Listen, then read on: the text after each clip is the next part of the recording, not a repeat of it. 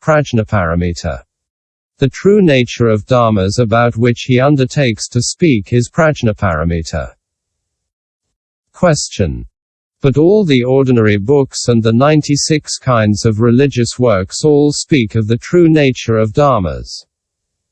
In the Sravaka Pitaka also it is a matter of the true nature of dharmas. Why is it not called prajñāparamita in these works, and only in the present sutra is the true nature of dharmas called prajñāparamita? Answer. The worldly books, which aim at the pacification of kingdoms, the perfecting of families and the pleasures of life, are not true. Religious heretics, who fall into wrong views and whose minds are perverted, are not truthful either. As for the Sravakas, although they do have the four truths, they believe that the true nature of dharmas consists of impermanence, suffering, emptiness and non-self.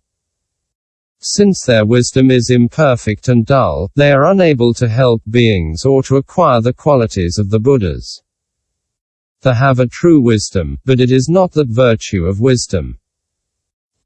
It is said that the Buddha enters into and comes out of concentrations of which Sariputra and the other disciples are ignorant even of their names, still less of their nature. Why? At the time of their first resolution, the arhats and pratyekabuddhas do not have the great vows, do not have great loving kindness or great compassion, do not seek all the qualities of the Buddhas, do not honor all the Buddhas of the 3 times and the 10 directions. They do not sincerely seek to understand the true nature of dharmas, for they seek only to escape from the suffering of old age, sickness and death. On the other hand, from their first resolution, the bodhisattvas pronounce the great vow to save beings. They have great loving kindness and great compassion. They seek all the qualities and honor all the Buddhas of the 3 times and the 10 directions. They have very keen knowledge and seek the true nature of dharmas. They expel all kinds of opinions, namely, opinions regarding pure and impure, emptiness and reality, the self and the non-self.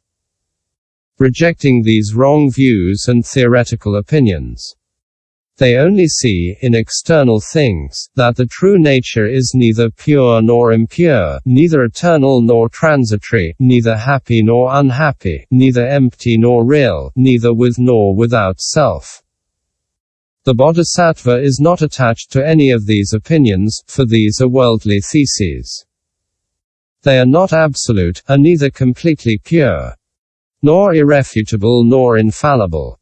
The completely neutral position adopted by the saints is called prajñāparamita. V. Ways of acquiring prajñāparamita. 1. By the successive practice of the 5 virtues. Question. Now we know that the essential nature of prajñā consists of the absence of nature and non-perception. How does the ascetic acquire it? Answer. The Buddha preaches the Dharma by skillful means, and the ascetic who acts in accordance with this sermon ends up by acquiring the Dharma. It is as if he borrowed a ladder to climb a steep cliff, or he took a boat to cross the great sea. From his first resolution, the bodhisattva hears it said by the Buddha, by a disciple or in a sutra that all dharmas are absolutely empty, that they have no defined nature to which one can adhere or in which one can believe, that the absolute Dharma destroys all futile proliferation and that nirvana is safety par excellence. Then the bodhisattva says to himself, can I, who want to save all beings, alone take possession of nirvana?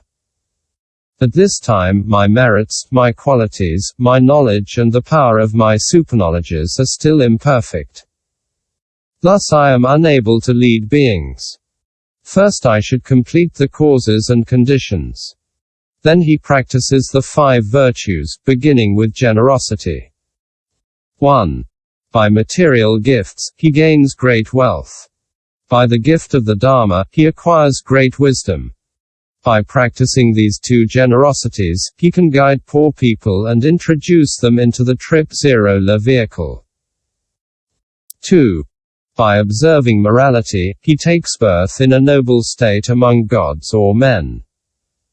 He himself avoids the 3 unfortunate destinies and he makes beings avoid them in their turn. 3. By patience, he avoids the poison of anger, he obtains physical beauty and supreme distinction. Those who see him are joyful, respect him, esteem him and venerate him, all the more so when they hear him preach the Dharma. 4. By means of exertion he destroys all laziness now and in the future in acquiring the merits of the path. Thus he obtains a Vajra body and an unshakable mind. With this body and mind, he destroys the pride of worldly people and makes them obtain nirvana. 5. By means of jnana, he destroys distraction. He escapes from the 5 desires and guilty pleasures and teaches others to avoid them. Jnana is the basis of prajñāparamita. The latter arises spontaneously when the virtue of jnana is relied upon. The sutra says, "The one-pointed and concentrated bhikkhu is able to contemplate the true nature of dharmas."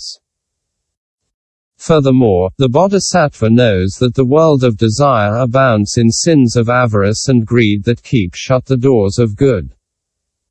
By practicing the virtue of generosity he destroys these 2 faults and opens the doors of good. Wishing to keep the doors open always, he practices the 10 good paths of action. But, by the virtue of morality, he does not obtain jnana and wisdom, because, not having eliminated the desires, he is violating the virtue of morality.